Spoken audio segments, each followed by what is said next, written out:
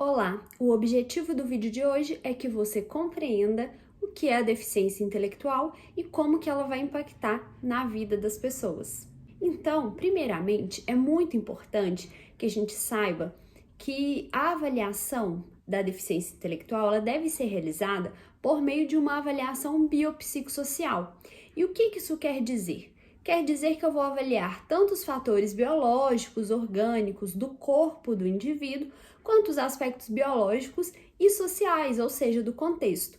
Isso quer dizer que para a gente avaliar a deficiência intelectual, ela não vai ser feita por meio de um exame de sangue, um exame genético, um exame biológico somente. Para que a gente possa avaliar a deficiência intelectual, a gente precisa necessariamente verificar esses três aspectos: biológicos, psíquicos e sociais. Então, isso significa uma avaliação biopsicossocial. E a gente vai entender um pouquinho mais sobre isso, como que isso se dá na prática durante esse vídeo. Essa avaliação biopsicossocial, ela vai considerar inúmeras variáveis, como a gente vai conseguir acompanhar aqui no vídeo. Então, quais são os critérios que são avaliados para que a gente possa considerar a deficiência intelectual? Bom, o primeiro critério vai ser o funcionamento intelectual significativamente abaixo do esperado.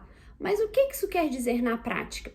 O funcionamento intelectual, ele vai fazer referência à nossa capacidade de raciocínio, de gerar hipóteses, de solucionar problemas.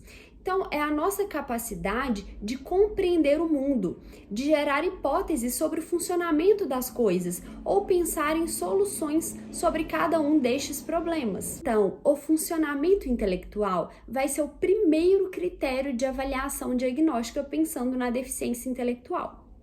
Vamos então para o segundo critério. O segundo critério vai ser o comportamento adaptativo. Mas o que significa comportamento adaptativo? Comportamento adaptativo vai fazer referência à nossa capacidade de adaptação e de dar resposta às demandas que o ambiente vai trazer. Então, vamos pensar, nós frequentamos diversos ambientes e cada ambiente vai demandar da gente uma resposta adaptativa. Então, se eu vou ao cinema, é exigido de mim uma certa resposta adaptativa, ou seja, eu preciso ficar sentada em silêncio, atenta ao filme durante todo o período de exposição do filme. Então, esse ambiente exige de mim uma certa resposta adaptativa, né? Então, se a gente for pensar em um ambiente de uma festa familiar, vai ser me exigido um outro tipo de resposta adaptativa, né? Da mesma forma que se eu for numa festa do trabalho, vai ser exigido um tipo de resposta adaptativa. Então, se a gente for pensar nas nossas demandas do dia a dia e cada forma que a gente vai respondendo a essas demandas, isso é caracterizado o nosso comportamento adaptativo. A forma como a gente responde no contexto da nossa casa, no contexto do nosso trabalho, da escola, nos diversos ambientes e relações que nós vamos criando ao longo da nossa vida. Então, vamos pensar um pouquinho no contexto da pessoa com deficiência intelectual. Muitas vezes, eles podem ter dificuldade de se adaptar no contexto da escola ou em algum outro contexto festivo de socialização, e isso vai ser o comportamento adaptativo, tá? Então, retomando aqui, a gente falou sobre dois primeiros critérios, que é o funcionamento intelectual e o segundo, que é o comportamento adaptativo, que faz referência a essa habilidade de se adaptar. Então, o que a gente consegue resumir até então nesse vídeo? Para a pessoa ter um diagnóstico de deficiência intelectual, ela precisa de ter uma limitação no funcionamento intelectual, que é essa capacidade de raciocinar ou de interpretar, de gerar hipóteses, solucionar problemas, e a capacidade de se adaptar às demandas que são apresentadas para cada um de nós no nosso cotidiano. E nós temos também o terceiro critério, que diz que essas dificuldades que nós já falamos de funcionamento intelectual e comportamento adaptativo, elas devem ocorrer, essas dificuldades, elas devem iniciar durante o desenvolvimento, que de acordo com a Associação Americana, que vai estudar a deficiência intelectual, ela vai determinar esse prazo até os 21 anos, tá? Então, o terceiro critério de avaliação é que essas dificuldades, elas devem ter ocorrido durante o desenvolvimento, tá? E aí a gente passa por todos os critérios de avaliação para se pensar em fechar um diagnóstico. Mas eu falei com vocês que é muito importante que a avaliação seja biopsicossocial. E aí, o que isso quer dizer na prática da avaliação? É preciso que seja uma avaliação realizada por uma equipe multiprofissional, ou seja, a gente vai precisar de um psicólogo, de um médico, de um assistente social, de um fonoaudiólogo e os demais profissionais que assim forem necessários, tá? Mas a gente necessariamente vai precisar de uma equipe multiprofissional para garantir esses olhares. E essa equipe multiprofissional, ela precisa de investigar, para além desses fatores biológicos, ela precisa de verificar o impacto disso no contexto, tá? Por quê? Porque a gente tem contextos muito diversos nos quais as pessoas vão estar inseridas. Então, existe um contexto urbano, existe um contexto rural, existem cidades muito diferentes, com culturas muito diferentes, e isso vai gerar impactos muito específicos.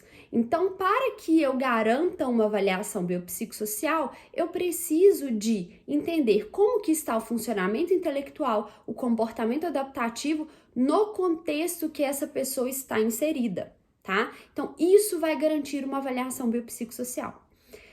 E por último aqui nesse vídeo, nós vamos pensar então como que esses critérios, esses 3 critérios que a gente conversou, vão impactar de forma mais direta na autonomia das pessoas com deficiência intelectual. Então, o primeiro critério que nós vimos, que é do funcionamento intelectual, ele vai ter um impacto muito significativo na rotina dessa pessoa, principalmente pensando nas tomadas de decisão. Então, vamos pensar. Quando cada um de nós, vamos tomar decisões, e o que a gente faz? Qual o mecanismo que nós utilizamos? A gente faz uma projeção dos cenários, né, de sim ou de não, e a gente verifica qual o cenário que a gente mais gosta ou que mais nos favorece. Então, a gente toma a decisão. Então, se eu tiver precisando de tomar uma decisão sobre comprar ou não comprar um determinado item, eu quero comprar um carro novo, né? Então, como que eu vou tomar essa decisão? Eu vou avaliar os prós e os contras e aí eu vou conseguir tomar a decisão mais acertada. Quando a pessoa ela vai ter uma dificuldade no funcionamento intelectual, o que vai ocorrer? Isso vai se expressar em uma dificuldade de prever esses cenários, gerar hipóteses. Lembra que eu falei com vocês? Então, essa dificuldade em solucionar problemas ou gerar hipóteses vai impactar diretamente nessa condição de autonomia para tomada de decisão. E a tomada de decisão, ela é o aspecto fundamental da nossa condição de autonomia, né? Então, é muito importante que a gente apoie a pessoa com deficiência intelectual desde muito cedo na tomada de decisão. Mas como que eu posso fazer isso de maneira diferenciada? Eu vou precisar de demonstrar de forma muito clara esses cenários para que ela consiga estar mais apropriada da tomada de decisão. Então, eu preciso de apresentar de forma muito palpável para ela os prós e os contras. Então, vamos pensar em uma pessoa com deficiência intelectual que ganha uma mesada e que está juntando o dinheiro dela. E ela quer comprar um celular. Então, como que ali a pessoa pode apoiá-la nessa tomada de decisão? Eu posso apresentar os prós, então olha, você vai ter um celular só seu, você vai ter um WhatsApp, você vai poder conversar com quem você quiser de forma mais autônoma, você vai ter Instagram, você vai poder jogar. E quais são os contras? Olha, esse celular vai comprometer todo o seu recurso, você vai ficar sem dinheiro. Então, a gente precisa de apresentar o cenário de forma muito clara e garantir que ele tome a decisão. Então, em geral, o que tende a acontecer? As tomadas de decisão, elas são óbvias para quem está de fora, e essa pessoa de fora acaba tomando as decisões pela pessoa com deficiência intelectual.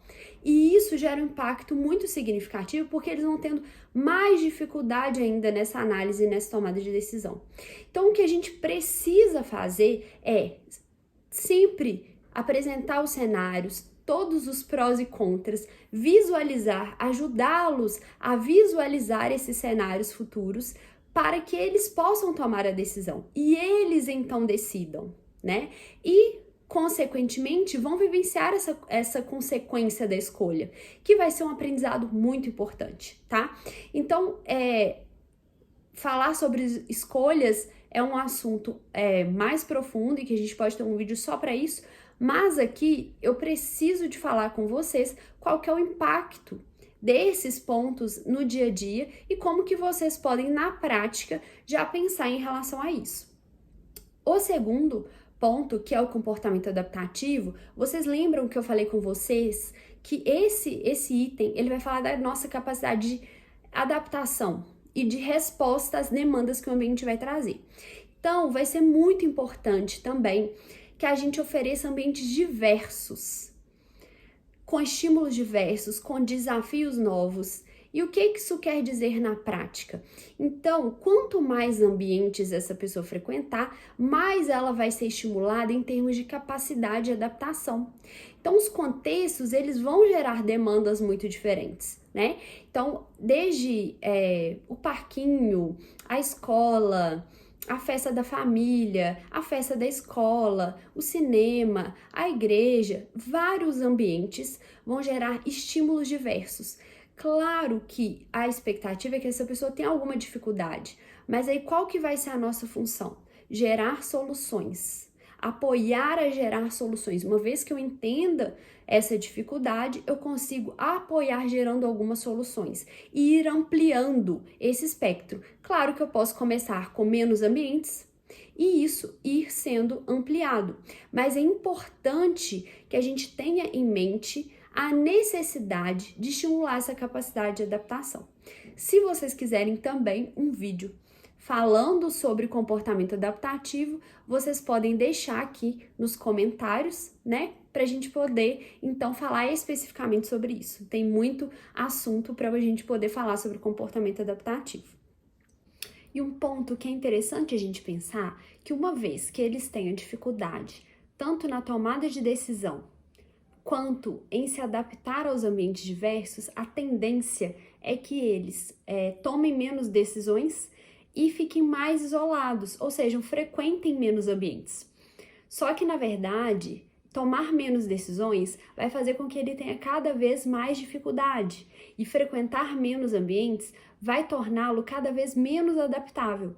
Então, é muito importante que a gente crie estratégias para esses dois pontos que a gente está falando aqui. Eles vão ser centrais para a conquista da autonomia da pessoa com deficiência intelectual. Então, resumindo aqui todo o nosso vídeo de hoje, nós falamos sobre os critérios para avaliação da deficiência intelectual, falamos da avaliação biopsicossocial, então é muito importante que a gente entenda que a avaliação da deficiência intelectual ela deve ter uma visão biopsicossocial. Eu não posso avaliar somente de maneira biológica, para isso eu preciso ter uma equipe multiprofissional.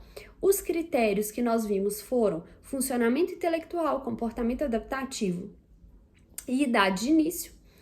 E por fim, a gente falou sobre os impactos na tomada de decisão e no comportamento adaptativo em algumas estratégias simples para a gente pensar e estimular esses dois pontos que vão ser muito importantes. Então, a gente finaliza o vídeo por aqui. Se você tiver alguma sugestão de tema, por favor, deixe aqui nos comentários. Se você tiver alguma dúvida ou quer relatar alguma situação, também você pode deixar aqui nos comentários e eu vou responder vocês aqui nos comentários e nós encontramos no próximo vídeo. Até mais!